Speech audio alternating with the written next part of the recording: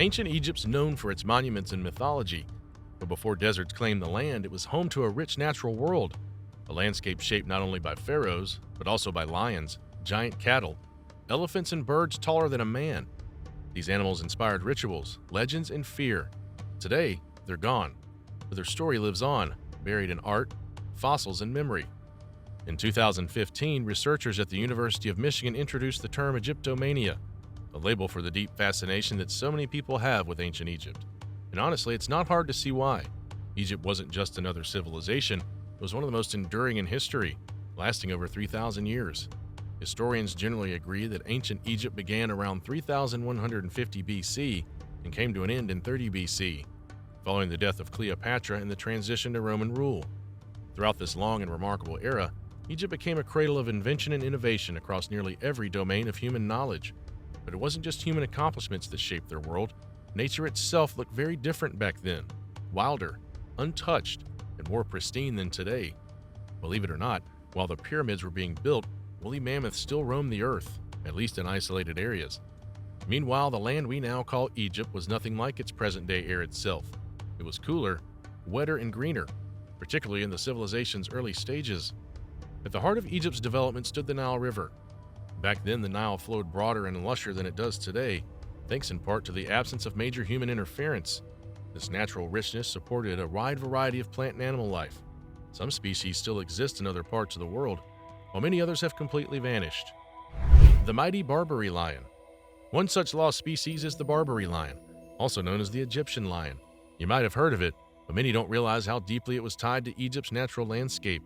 Once widespread across the region, this majestic predator lived in deserts, mountains, and the grassy plains near the Nile. It was truly a giant among lions, stretching more than 8 feet, 2.4 meters in length and weighing around 660 pounds, 200 kilograms, about 15% heavier than modern lions, according to 19th century hunters. Despite its size, the Barbary lion wasn't officially recognized as a separate species or even a subspecies. Instead, it belonged to a specific population of Panthera leo, often called the northern lion. It also had a complicated relationship with ancient Egyptians. Since it typically lived far from populated areas, everyday people rarely saw one in person. This gave rise to legends suggesting these lions served as mystical protectors of the kingdom's borders. Still, occasional sightings and confirmations did occur, mostly in the form of attacks on farmers or livestock. These events weren't common enough to be viewed as a widespread threat, but they cemented the lion's reputation as the fiercest predator in Egypt, capable of taking down massive prey like wild boar, buffalo, and even elephants. Unlike commoners, Egypt's elites had much closer encounters with these lions. The Barbary lion became a powerful symbol in Egyptian religion, art, and royal ceremonies. Pharaohs sometimes kept them as pets or trained them to guard royal thrones and chariots. In some rare cases, they were even buried alongside nobles, like the full-grown male lion found in the tomb of Tutankhamun's wet nurse. Another case involved 5 lion cubs that had been mummified as part of a ritual. Reverence didn't always equal mercy. Pharaohs often hunted Barbary lions to demonstrate their courage. Amenhotep III, for example, claimed to have killed 102 lions in just 10 years. Ironically, despite his reputation as a hunter, he only fought in one actual battle. Over time, a combination of hunting, desertification, and climate change wiped the Barbary lion from Egypt's ecosystem, ending the legacy of this regal predator in the region.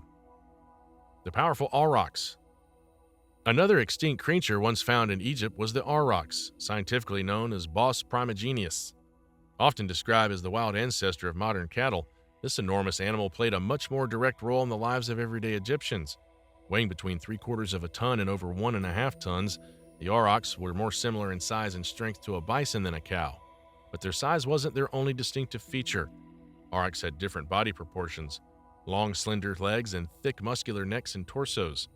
Their horns were significantly larger and more menacing than those of modern cattle, giving them an intimidating appearance that matched their personality. These animals were known for being far less docile than today's cows. In fact, during mating season, it wasn't unusual for them to turn on each other, sometimes fatally. Their aggressive tendencies also made them more solitary, with herds being small and seasonal. Still, ancient Egyptians didn't fear aurochs as much as they respected them. The animals were frequently hunted for meat, which not only fed families but also supported local markets through the trade of bones and hides. Some evidence even suggests that aurochs were kept in small, semi-domesticated groups to supply resources over time. Despite their usefulness, people remained wary of their temper. This is why the Aurochs became a symbol of power and strength in Egyptian culture. Sadly, those traits weren't enough to save them. Habitat loss and overhunting eventually led to their extinction, though they outlived the era of ancient Egypt, with the last known population dying out in Poland's Yaktaru forest in 1627. The heron taller than Kobe Bryant. As impressive as a supersized cow might be, the next creature takes things to a whole new level, literally. Meet the Benu heron, an extinct species of bird that stood out from the rest of its kind due to its astonishing size.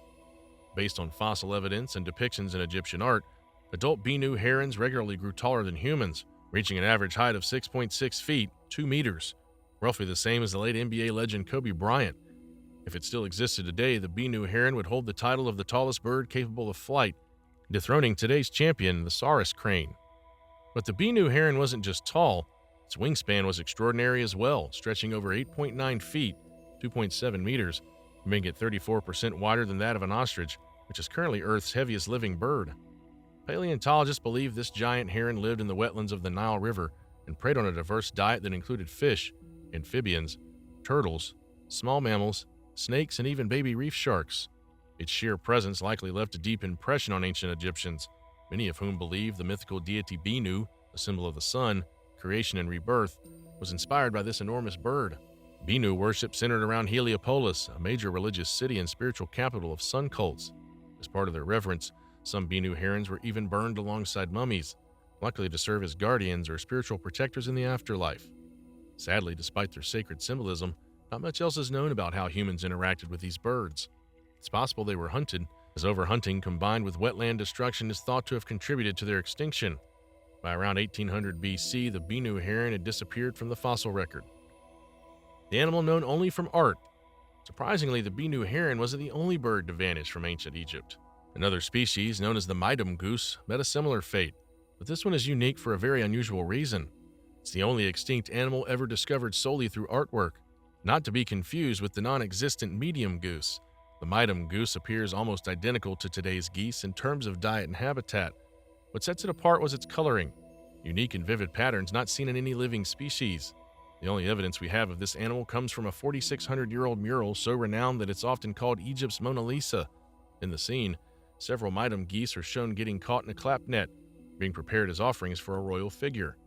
This suggests that the ancient Egyptians not only hunted them, but may have considered them important ceremonial animals. Some ornithologists believe that the Meidum goose simply might be a highly stylized depiction of a red-breasted goose. However, the painting's detail is unusually precise for ancient Egyptian animal depictions, and the coloring doesn't quite match any known species, leading many to believe it was a completely different bird. Unfortunately, because we only have this one visual record and no physical remains, very little is known about the species. But even with that, the Meidum goose holds a special place in scientific history, proof that sometimes art really doesn't preserve lost worlds.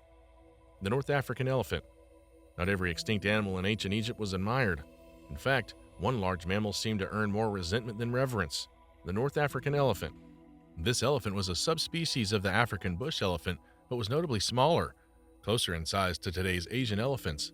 Still, it retained signature features like oversized ears and a concave back, giving it a unique appearance. In ancient times, these elephants roamed a wide range of landscapes across Egypt: grasslands, forests, savannas, deserts, and even wetlands. Despite this adaptability, they were never particularly numerous, and their population had already begun to decline before Egyptian civilization hit its peak. By 2900 BC, they had completely vanished from Egypt's borders. A big reason for their disappearance was human conflict. These elephants regularly destroyed crops, and while they weren't the largest animals around, they were still elephants, big enough to accidentally flatten farms and damage buildings just by moving through an area. This made them deeply unpopular among early Egyptians, who eventually began driving them from their habitats and killing them outright. Ivory only worsened their fate. Egyptian artisans highly valued elephant tusks for crafting and carving, providing further incentive to hunt them down. There's even speculative evidence suggesting that elephants were occasionally captured and held in training camps, conditions that likely harmed the species more than helped. Even after they were eradicated from Egypt, North African elephants continued to be hunted in nearby regions like Eritrea.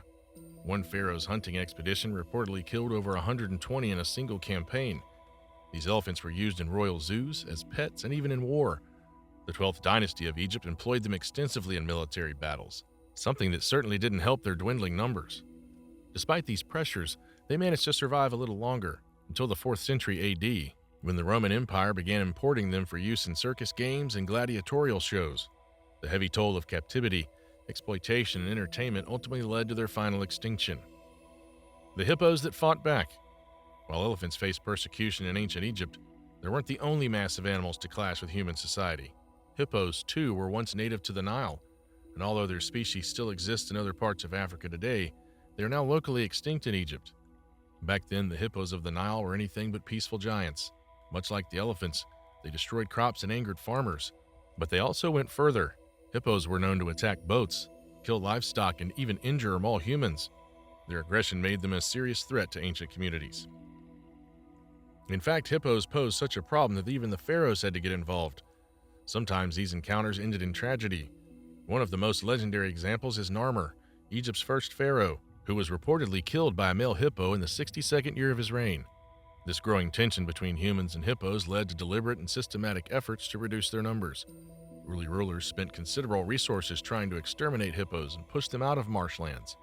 These efforts were largely unsuccessful, and the surviving populations retreated to more remote regions in Upper Egypt. Even there, they weren't safe. Later, pharaohs turned hippo hunting into ritualistic practice, ceremonial acts that likely reinforced royal authority and control over chaos. And yet, despite the relentless human pressure, these resilient animals refused to disappear completely. Against all odds, wild hippos continued to exist in Egypt far beyond the age of the pharaohs, persisting into the early 1800s. That means they outlived not only the kings who hunted them, but every other animal on this list. A lost wilderness. Looking back, it's clear that ancient Egypt was once home to a much more diverse and wild natural world than we see today. From powerful lions and massive wild cattle to giant birds and elephants, the land once teemed with life that is now either extinct or gone from the region. And while this overview is focused on some of the most striking examples, they are far from the only ones. Other locally extinct animals once found in Egypt include giraffes, spotted hyenas, addaxes, a kind of antelope, baboons, and more, each of them contributing in their own way to the ecosystem and to Egyptian culture, art, and mythology. Over time, hunting, habitat loss, climate shifts, and human expansion gradually erased these creatures from the land. What remains is a haunting reminder that nature, even at its most majestic, is never guaranteed permanence. Yet through art, archaeology, and science, their stories live on, silent witnesses to a forgotten wilderness that once roamed the banks of the Nile. The animals of ancient Egypt may be gone, but their presence shaped a civilization. Through bones, art, and memory, we still catch glimpses of the wild world that once thrived along the Nile. A world now silent, but never truly forgotten. If this story gave you a new perspective on Egypt's past, consider leaving a like and subscribing for more untold histories from around the world.